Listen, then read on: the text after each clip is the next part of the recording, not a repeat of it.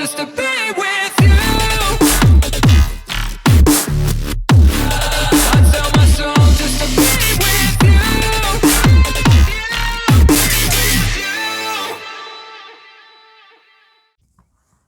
Alright, so I'm going to make this video really quick. I wanted to talk about having a lack of confidence and building your confidence. I'm going to be honest, it's something that I'm still working on. Like I am really trying to overcome my shyness. And it's always easier when you have a little something to sip on, a little wine or something. But I'm not talking about wine or liquor. I'm talking about just being a confident individual. I mean, what's up with the lighting? So, I took a few notes. Now, my inspiration for this video, I actually thought about doing this video a while back and I never did it because I felt like it was me being too vulnerable and I just didn't want to do that. However, I have a Facebook friend who I actually kind of grew up with who recently got on Facebook to basically tell the world how ugly she thinks she is. And I just thought that maybe I should make this video and maybe it'll help somebody, maybe it'll help her, and maybe it'll even help me to just talk about it. I'm going to definitely do more research, but so far, this is what I wanted to say.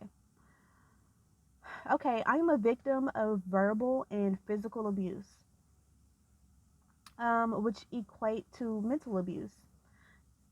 The effect they have on you mentally, both physical and verbal abuse, is definitely mentally abusive.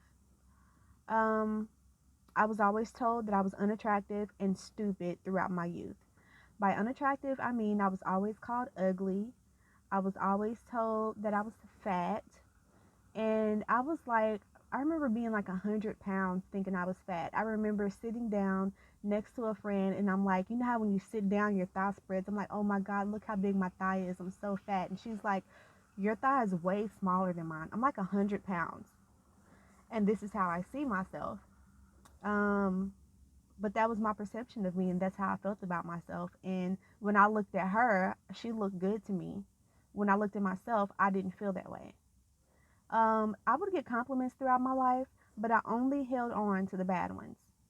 How often do you do that? How often do you get a compliment and you say, oh, thank you, and you brush it off? And then you instantly fall into whatever you feel insecure about.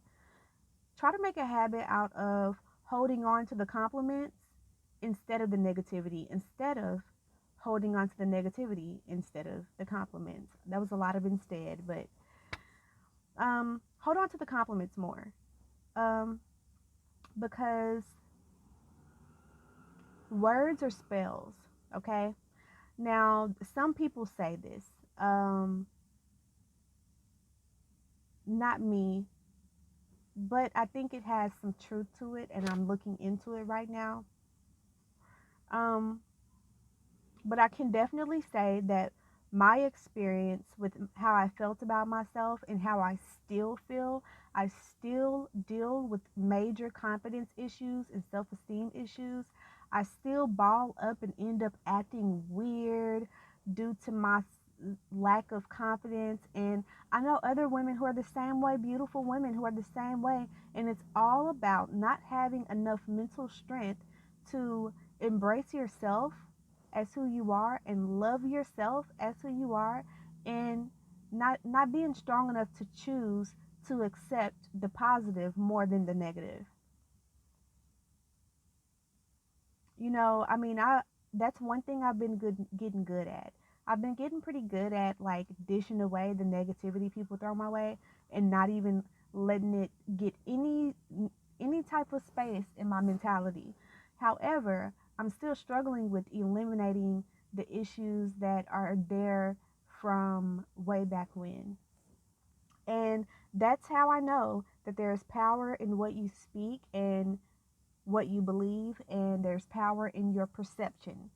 Um, which ties me into what I was about to say is that some say that words are spells, which is why you have to, when you put one together, it's called spelling because words are spells. Um, They say this because words have an effect on people. Even when it's unintended, words do have an effect on people. Um, the whole sticks and stones saying, I say this all the time, it's totally invalid. Sticks and stones may break your bones, yes, but words definitely hurt. And when your bones heal from that same ass whooping, the things that they said is what haunts you. The memories of the incident, period, haunt you. But the things that people say really haunt you. Okay? There's somebody who told you you were ugly and you believed it. There's somebody who told me I was ugly and I believed that person. And that wasn't even a person who I even liked. You know, that's the thing. A lot of the times you're letting people that you don't like and people that don't even like you be the person who changes your whole entire perspective of yourself. Be the person whose voice you hear every time you look in the mirror. Somebody who doesn't even love you. That's crazy. And I'm doing it. I mean, so I'm not judging anybody. I've done it. And I'm still battling this person's words. I mean, I know I'm beautiful. I know I'm amazing, you know. But even though I know it, I also know that sometimes I feel like I did when I was younger and I just don't like what I see. And I force myself. This is the remedy for me. I force myself to overcome fear and insecurities.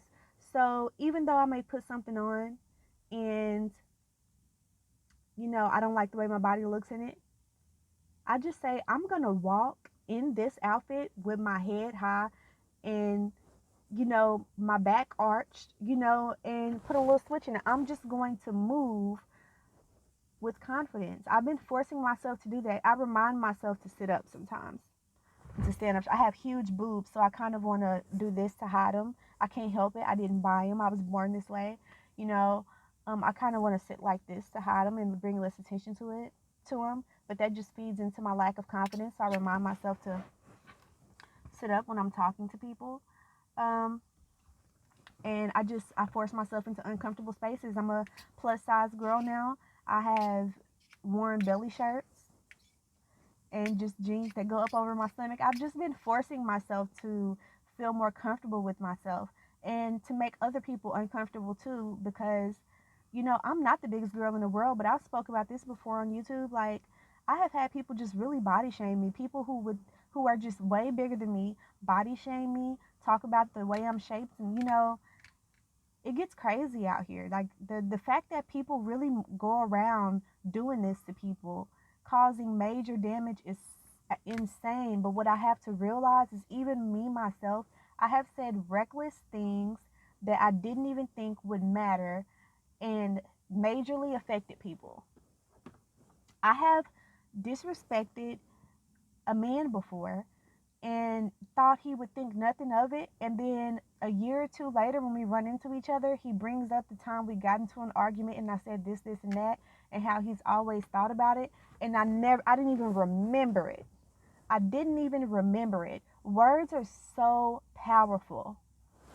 They really are. They are so powerful. So you really want to make sure that um, you use your words carefully, one. And two, remember that even though they have so much power and even though they affect you so much, people are using them so loosely. So do not let them cast a spell on you. You need to let your words have more power and more meaning to you than anyone else's do.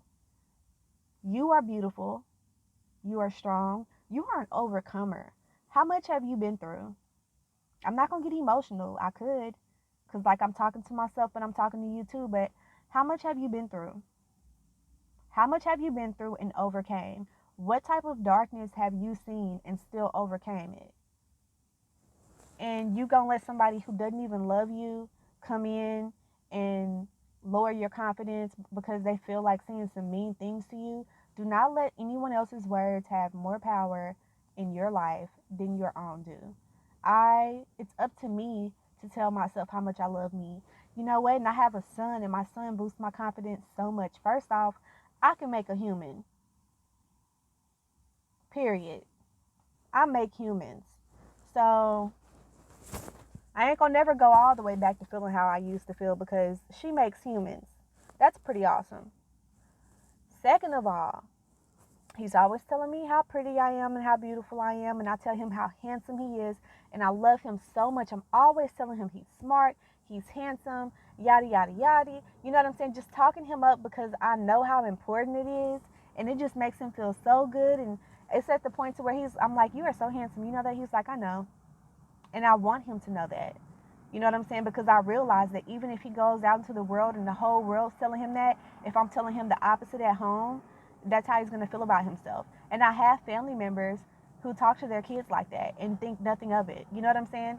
Um, but yeah, it's really important that we just know the power of words, you know, and yeah, so it's up to me to look into the mirror and tell myself how much I love me. Tatiana, I love you so much.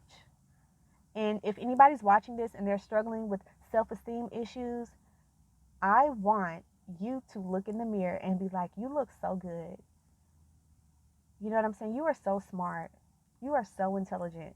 You know, you made a lot of mistakes, but dang, you learn from them every time. You know what I'm saying? Like, you take such good care of yourself. You've been eating healthier. You know, like, whatever it is. Like, you didn't pass that last test, but you care so much. You're going to be such a good whatever your profession is, a doctor, a lawyer, a nurse, whatever. Like, talk yourself up. Talk to yourself in a positive, uplifting way because you deserve it. You, I'm going to ask you this. I'm just going to ask you this. Do you think that you deserve to be unhappy? Do you think that you deserve to lack confidence? Confidence. Do you think that you deserve love? Do you think you deserve to love yourself? If you don't think you deserve to be confident or to love yourself or to be joyful, then okay, don't worry about it then. Just keep feeling how you're feeling. But if you really feel like you deserve to be joyful and to love yourself and to be confident, then start working on it. You have to start today because I swear to you, when you are trying to undo something that took years to become, like there was probably years of bullying you experienced, or years of teasing, years of abuse, you know, years of drama or trauma, whatever, that has got you to this point of feeling so small. What took years to make will probably take years to undo. So a part of loving yourself is just saying, I'm going to take that journey. I'm just going to take that journey and I'm going to start today. I'm going to start uplifting myself today. And when you make a habit out of it, when you make a habit out of looking in the mirror and just saying, I love you, when you make a habit out of looking in the mirror and say, dang, I just love everything about your physical being. When you make a habit out of looking in the mirror and saying, you know what, I've got your back. I love you so much, Tatiana, that I'm going to do everything that's best for you. You know what I'm saying? Because nobody else is going to be doing that for me. That's just the real. I've been out here solo dolo since birth, if we want to keep it 100. You know what I'm saying? So I just, I literally tell myself, Tatiana, I'm going to do what's best for you. Okay? Now, I might make mistakes sometimes, but I'm going to do what's best for you because nobody else is going to tell me that. Nobody else is telling me that right now. Nobody else has been telling me that ever in my life. So I'm the first person to tell me that. So I love myself. So I just want everyone to get on this journey of loving themselves too. You know, because it's hard. You be having to, you know, learn how to be your own best friend, your biggest support system. And it's just important to go ahead and start building yourself up. Start loving yourself. Start this journey of loving yourself because you deserve it. Nothing is going to come into place if you don't work on yourself. Your life will not get better. You're never going to be happy. You're never going to be joyful if you don't start the movement of loving yourself and working on yourself internally for you and not anybody else. Fuck everybody else. Forget them. And at the end of the day, when you know how to be happy on the inside and you know how to love yourself, nobody else even matters. There's nothing they can do. There's nothing they can do. When you are just on at the in the deepest parts of you, 100% joyful, when you are just internally in love with yourself, can't nobody break that. You ever seen a really cocky person? Can't nobody tell them nothing. And it's not really a cute way to be, but I tell you one thing, I bet you they got a lot of peace. I bet you they be having a lot of peace because ain't nobody finna come around telling them things that's gonna make them crumble and do things like that people do when they hate themselves.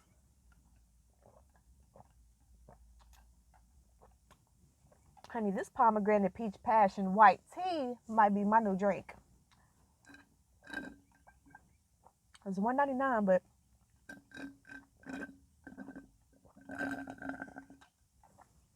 it was good, and this bottle's cute. I might reuse it. But yeah, I hope everybody loves themselves and just what I'm saying? You like sis, bruh, like you really deserve to feel good.